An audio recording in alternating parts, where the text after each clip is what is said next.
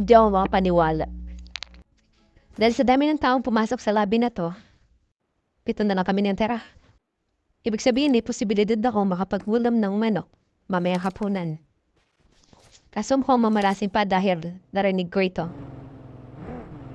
Malaki ang posibilidad na may buo pa ring squad hanggang ngayon at maaaring hindi na nga humahabol sa akin. By the way, ako lang pala mag-isa sa laban na ito dahil alam kong malakas ako. At nung nalaman kong may malapit na kalaban sa akin, tumakbo ako. Fast forward to 3 na lang kami. Kumapang na ako para hindi ako masyadong makita ng mga kalaban sa damo. So part 2, nilarita sa akin. Buti na lang at naunahan ko siya.